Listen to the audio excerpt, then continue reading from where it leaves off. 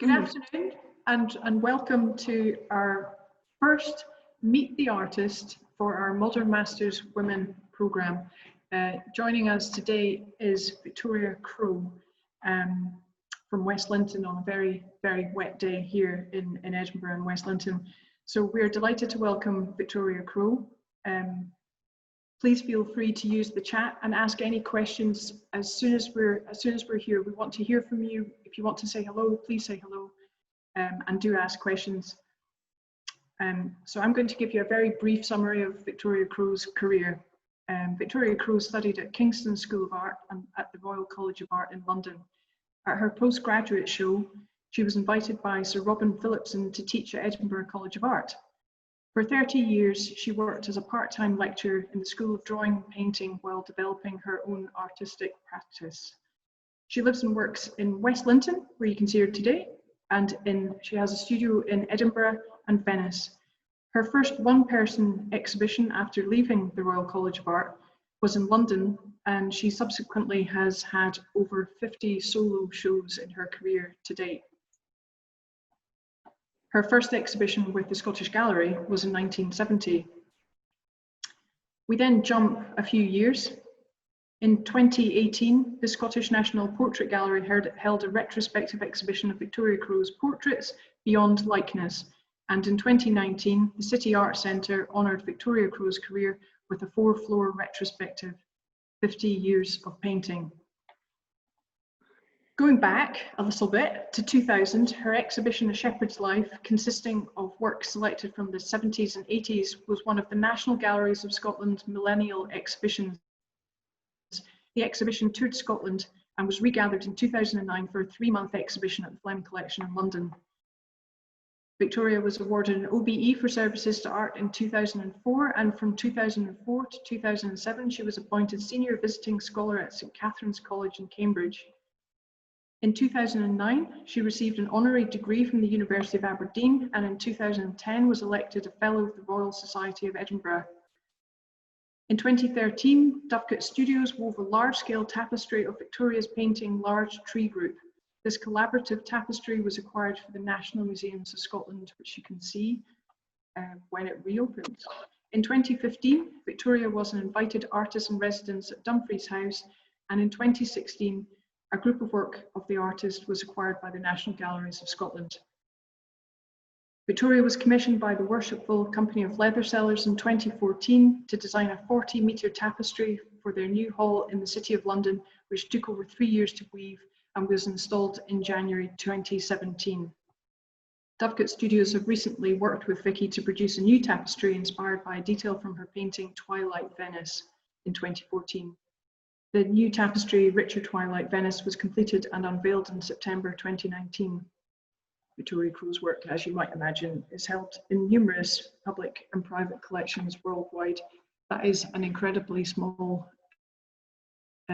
summing up of an incredible artist. Victoria, thank you very much for joining me here today, and here you are on the screen. Right, I better say hello to everyone here. Yes. We've just lost your sound for a moment there, Vicky. Have you got it back now? Yeah, you're back with us. So Vicky, we pulled out a photograph from 1981 that we can see on the screen here. Do you want to tell us about that? Do you want to start here? Yes, that's fine. Back in, as you say, back in 81, we were still living at Kitley Now. This is a very windswept photograph, and it was for the Scottish Gallery touring exhibition, where they got a sort of group of their artists together and commissioned a whole range of portrait photographs to be included in the catalogue. So this was the one of me. And I think on the same day, Jessie took another one as well. She did. Yes, that's right. So that's the other side of the trees, getting a bit nearer to our house. And the little person in the front is my daughter, Gemma. She looks quite cold in that. But I thought this was a nice thing to include, because that's that aspect of that women art have to deal with, which is how do you balance all the twin roles. In my case, wife, mother, lecturer, artist. So it is quite a balancing sort of curve. Achievement for women in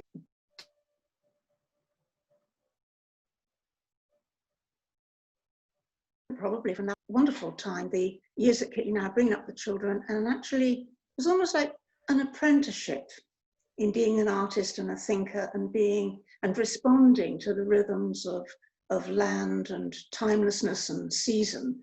All of these things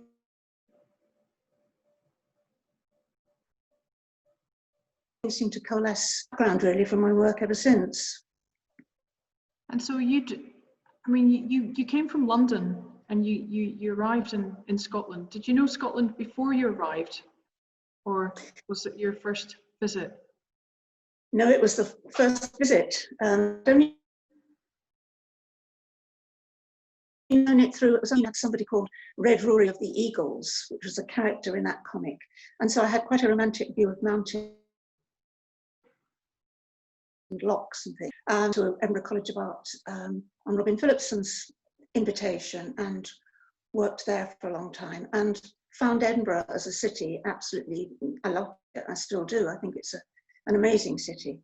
But we've always lived outside of it. We've always tended to live in the country. And you've got your studio in Edinburgh. When did you get your when did you get your first studio in Edinburgh? Oh, I had one very, very briefly in the sort of early 90s, I think, in a room in Marchmont. But the big studio in Edinburgh at Carlton Terrace, I had that about 12 years ago, I think, and for about 10. And then I got, when we moved from that studio, we had Venice as well, which was another sort of place to work from. And then West Linton or Kitley Now had been the sort of the home studio, if you like. That's been pretty constant. Great. I'm just going to move on to the next image, which is just giving an overview for those who can't come to the Scottish Gallery. It's a mixed exhibition, which is always a very, very difficult thing to hang when you have very, very different work that's all together. But we've got a lovely, we've actually done a really great job, I have to say. We're using the whole building, and I'm pointing behind me because I'm sitting behind Victoria's work, and we've got this lovely chunky group. And I think you felt quite liberated when you popped in. I think you've been to the dentist, Vicky, and you said, "Oh, yes, that covers a 40-year period." So I'm just going to move on. This was just to give people a kind of a guide of the scale of the work that we're going to be looking at, because it is a really lovely capsule collection of Victoria Crowe's work. And so I'm going to take you back in time, because the pictures of you in Kitley Now with Gemma, this is a work that came out of that period, and it's when you're mixing printmaking with your artistic work. Right, that's right. And I think I'm just going to ask Mike to open the door. If my sound is breaking up, it could be that I'm a little bit too far away from the router, so he's just going to do that. Well, it could be that. Anyway, we'll see if that's any better. Yeah, this print was an experimental print. I had a Scottish Arts Council bursary to do some printmaking, and the first print I did was an etching with Sheila McFarlane at Kirk Tower Print Studios. And it was a forest, a black and white forest, called Entrance to the Forest. And after we'd finished the edition of that, we thought it'd be a good idea to use the print use the plate, which was a copper plate, as an experimental subsurface to use a process called viscosity printmaking, which the printmaker Hayter had used. And it's on one plate, you can see there's three colours. There's black, there's the orange, and there's the sort of creamy, lemony colour. And that's all done on one inking by virtue of hard and soft rollers, and also with the ink being of a different viscosity, so it resists in places. So And when I saw that in your exhibition, where it was hung next to the paintings from a lot later on, 20, 30 years later, I realized that compositionally, there were some very, very strong links from this experimental print to the ones that you've got in the gallery just now. And when did you really start printmaking? When did you really get into it as a medium? Well, at art college, at the Royal College, I did some etching there. This was probably the first kind of dash at printmaking I had. And I certainly hadn't done silkscreen or Lyso until quite a bit later on. I love the sort of physicality of etching. I'm going to, yeah, it's really lovely. It's and it's just the subdued palette with it as well. It is very mysterious. So that's a great example. And then this is also a great, because we're going into, we've got Italian subject matter here. So you'll know what's going through your mind at this moment, Vicky. Well, this one was after a visit to Italy in 1992. I've been to Russia and Finland and Denmark and all the rest of it, but I've never been to Italy before. Where I could just immerse myself in the galleries and look at work for a long, long time. And this print is about the feeling of standing in the Uffizi gallery and seeing reflected in front of me the Leonardo Annunciation. You can see the angel there.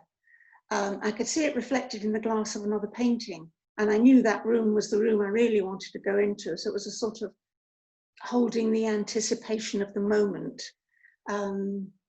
And this I printed, it's the first silkscreen I did, and this was done at Edinburgh College of Art in their printmaking department when it was in Belize. So that was my first foray into silkscreen. Thank you. And this is an interesting one as well. Well, this was my first attempt at Lyso, which I learnt with Alistair Clark at Edinburgh Printmakers. And it went through, Lyso is extremely subtle. I found it quite difficult to see when I'd made a mark, because you're working on stone and it doesn't bite in like etching, it bites in very, very, very finely. And so there were several states that the print went through, and this is one state, which is the gold and silver state, which was like a kind of proof of holding those colors together to see how they would work, you know, in later editions of the print.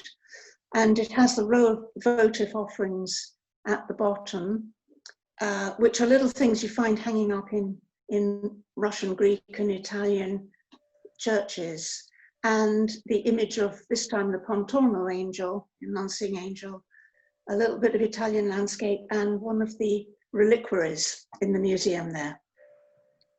And of course, if you're being really romantic, you can read Edinburgh, because I always think of Edinburgh Castle first. Yeah, quite a lot. But this is a very honest reflection also of the paintings that you were doing at this period of time as well. Yes. Yes, those paintings and the ones for about sort of 10 years or so afterwards, I did use these small votive offerings quite a lot in the painting, partly because I suppose they referred to problems that we were going through, problems around Ben's death, and they were kind of little tokens, little symbols in the paintings that were sort of ongoing thoughts, feelings around those issues. Thank you for explaining that, Vicky. And then this is while in Venice. Yeah.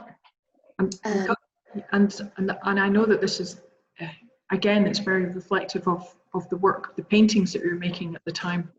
But I know that this is really complex. It's at least 16 colours on that screen, which is, again, symbolic of how many layers of paint you put on a canvas when you're building up a major work as well.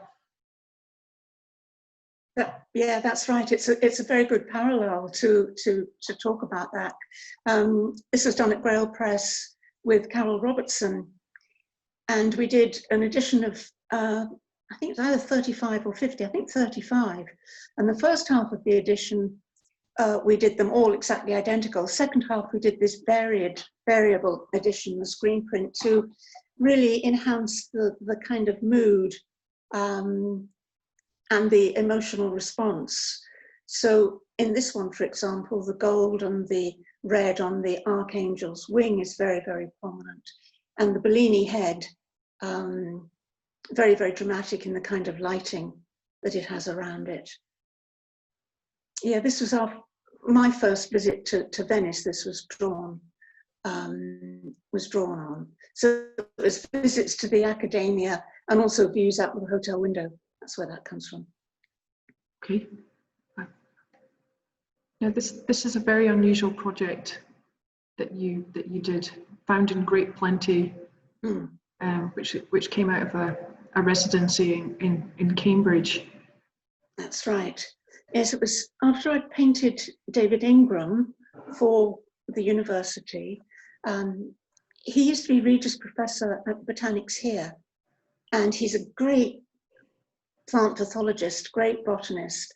And so our conversations led on to this idea of having the scholarship, the study scholarship at Cambridge, and using the herbarium there, also in Venice and also in Edinburgh, to look at the history of plant imagery. And this was a wonderful sheet they have of plants that had been collected found in great plenty in the Victorian times, to the extent that they're almost extinct now. This is a sheet of fen orchids, and they're very, very much reduced now, but there's a little chilling bit in the writing about plucking them, the collectors plucking them out of their ground with their fingers as they went on these sort of orchid hunts. And I think it resonated with me with this whole idea of time passing, which is very present in a lot of the paintings, and the fragility and yet the kind of enduring quality of the natural world. Thank you.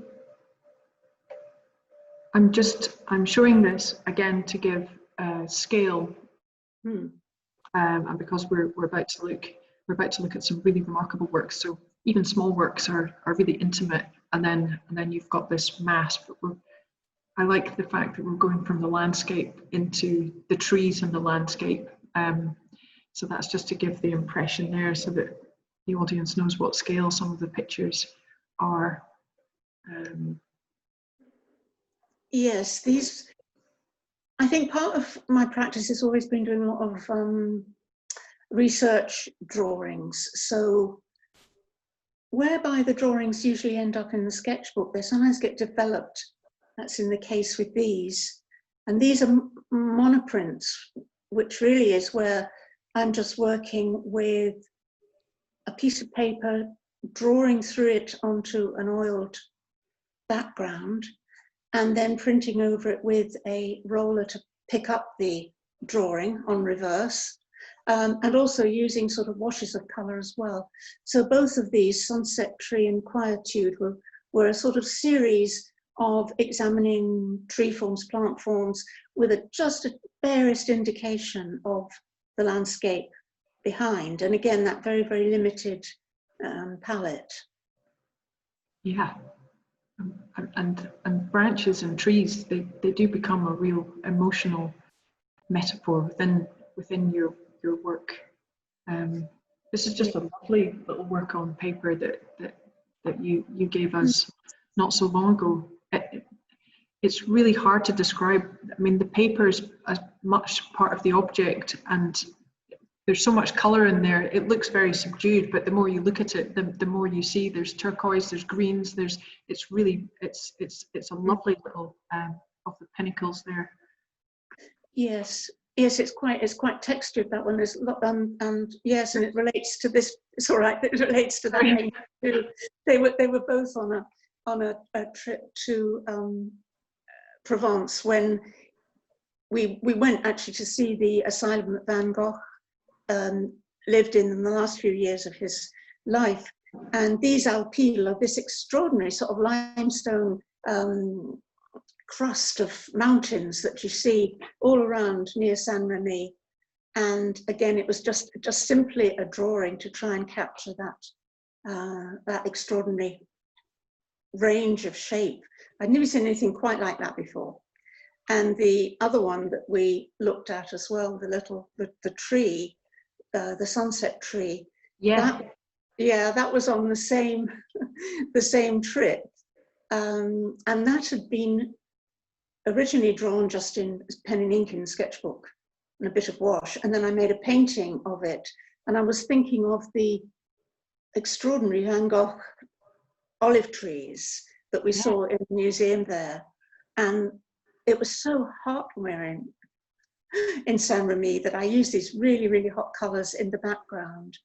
And the whole thing was even more intense because at night the bullfrogs were mating when we were there. And there was this most incredible chorus of the bullfrogs. So that and the heat and these twisted pine trees, you know, it seemed together they combined in this extraordinary sort of image.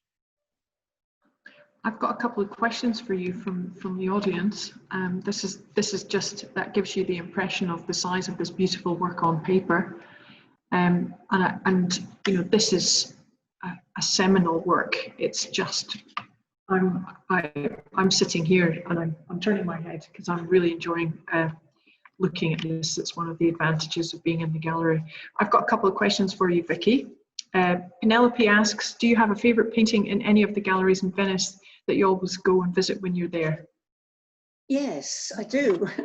And it's one I didn't know until I'd been there, and it was the Giovanni Bellini in the Accademia. You saw in one of the prints, you saw a girl's head reproduced. And it's that painting, it's Madonna and Child between two saints. That's it, she's there. And that's sort of Mary Magdalene figure. But I loved it because she looked so virginal and pure. And yet at the same time, there's a lot of, if you look at that head, there's a lot of depth of understanding about the whole kind of human condition. And so that is a painting that I go back and look at time and time again. And Giovanni Bellini was quite a sort of revelation to me. He's a fantastic painter. Yes, I love it. I'm just going to go back to this big work here. Yeah. Because this was in your 2014 festival show here, Real and Reflected. Yeah. And I know you painted it from your former Edinburgh studio, and I think you immediately told us that it was the only one that it's the only painting of Arthur's Seat. Is that correct? Or have I picked that up wrong? Yes, and the trees have been a constant in that studio, and the light, whether it was sort of evening light or winter or sort of misty light behind them, had led to a whole sort of range of paintings. But as you turned into the front door of the studio, in the early mornings in winter, Arthur's Seat sort of almost disappeared in mist, but then there was this sun behind it, so it was backlit, and it was kind of floating there like a kind of, I don't know, like a kind of token on the surface of the mist. So I thought I had to incorporate that in the painting. And I didn't want it to be a sort of topographical painting of Arthur's Seat. So instead it appeared twice from two slightly different viewpoints, and one in the evening on the blue side when the sort of street lights and things were going on, so it was sort of disappearing into a twilight haze, and then the other one in this early morning light when it was kind of contrasted. So a very, very different kind of feeling. Yeah, this exhibition, we've got one very, very long wall, and we put some of the blue pictures together. They spoke to one another. It was it was a family of pictures. It was very powerful. And we have an art shop next to us. And so the art shop rushed in at some point during the exhibition and said, well, we have to know what is it about this exhibition. Everyone's ordering blue paint for their pictures as if, and again, we probably don't have time to go through the technicalities of the paintings, but I know, because I live here, how cold it can be, but there's nothing ever cold about blue in your paintings, and that is to do with the technical grounds behind it. And this one's magic because it's got the duality of it. So, you know, you've got the heat, which I feel is a personal reference, and then blue is very much Scotland and Edinburgh. Gosh, the time is just now racing by. We've got a question from Margaret as we go into more personal aspects. This is a fantastic seminal painting. It's just behind me here. But I'm wondering whether, because I know the aspects of this were from your residency at Dumfries House, which is a time when you get to be by yourself. And here we are in the lockdown, and or we've come out of the lockdown, but you know, who knows what's going to happen next. But we have a question from Margaret for you, which is, I'm interested in how your creativity has been affected by lockdown. It's an anxious time, which may be more difficult in the countryside. I don't know. How do you feel about that? We all feel strong things at the moment, Vicky. Well, it was interesting, really, because I call it a drawing, but it's not a drawing. It's a mixed media. It's a Grizzle. It's a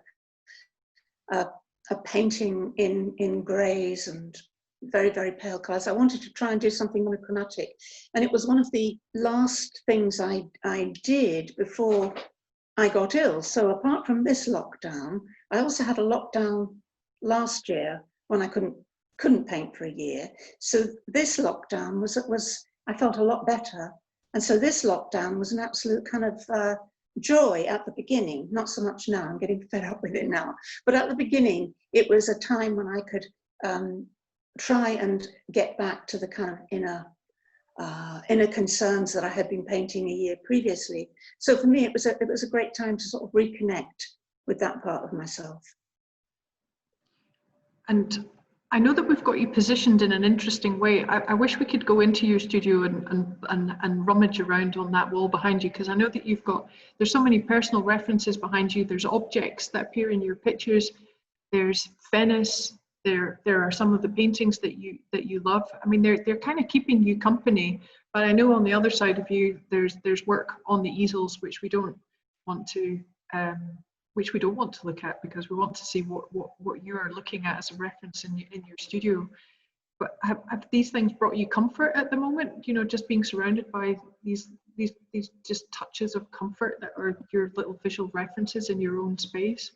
That's right, because they're like just a little nudge. Oh, remember that painting, or remember the way those two heads were configured in that painting, or remember that bit of texture, or look at how that dragonfly was made. You know, so they're lovely little bits of connection to the world of work. So when you go in there, into the studio, you've kind of got that instant, put on the records that I like to listen to, and then I've got this behind me, and yeah, you're sort of immediately into it, really. I mean, this is a huge painting, I have to say. I mean, how long did that take you to make, Vicky? Because I think it was technically really quite difficult as well. The lower square of trees, if you like, was more or less directly out of the Dumfries House residency. I did a series of prints that you also showed at the gallery, which were the same row of trees in different colours. And there was one called Reversed Silver, which was a sort of personal favourite of mine, where the trees were light and the sky was dark. And that's what I was attempting to do with this, to re-engage with that image, but then also have a different sort of time scale and light and proportion at the top, but holding it within the framework of a Venetian mirror, which I've drawn lots of times when I go over there, so that you're getting a lot of the structure showing through, but also where the the silver has disappeared from the glass, so you're seeing an out of context reflection. And it's quite a magical thing. That's why I like doing those so much, because you can talk about things other than the landscape. You can talk about, you know, time passing or memory. They can all be projected onto that mirror.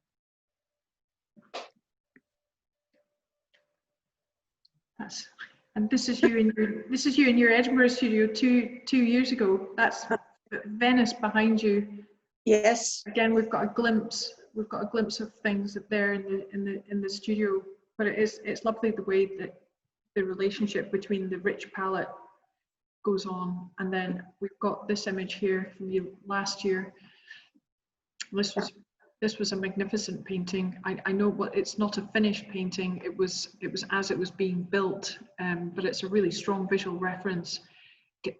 We have people that will stare at your work for ages trying to work out how dark colors can appear so warm, and I will try and explain, but it's not an easy thing to explain, that you know you can put blacks and golds behind the layers of paintings, and then it has an effect on the surface. It's not just what you see, it's everything that's built up behind it. Yeah. So that's actually a really lovely, strong reference. Yeah, it was I really enjoyed that painting, partly because a lot of the work had been done in a drawing, a completely flat linear drawing, but it had made the structure of the thing I was looking at more apparent to me, so I could then work into the painting. And somebody once said to me, how do you paint the trees? And I said, well, I don't paint trees. And they said, what? And I said, no, I paint the spaces between them, the spaces between the branches. So there's this idea of painting the negative space, which reveals the positive, if you like. Yeah. And then I think this is just a couple of examples of publications we've done. There are lots of publications on your work. We are very, very aware that when your fans get into your work, they want to see absolutely everything, and you're quite unusual in having a lot of publications. So thankfully there are lots of publications. We did we created Drawing and Thinking just as a complement to your 50 years of painting at the City Art Centre, and we also have copies of that book as well. These things, they're so lovely. They kind of all marry one another. When you become an addict for Victoria Crowe, it's really lovely to look at the work and the relationship between the trees, or Venice, or Edinburgh, or the landscape, and marry all that imagery all together. So we have these publications available. Vicky, I don't know how you'd like to end your talk with us today. I would just like to say thank you so much for your time. It's so nice to see you there in West Linton. Not at all. And thank you for putting on such an interesting show. It's caused such a lot of reaction, Christina. Well done. Yes, the word woman it's still a really interesting word. But we're delighted to just be, we don't actually think about the sex, we just think about the work. Yeah. But we are aware that it's been a long journey, and I'm sure we could talk for a couple of hours about your personal journey as a woman artist, but you don't want to think of yourself as a woman artist, you're just an artist, and you have given us a gift of work over the last 50 years. So thanks for your time today, Victoria. Not at all, and I'm sorry if I couldn't answer some of the questions, but thank you. Thank you. Bye-bye now. Bye.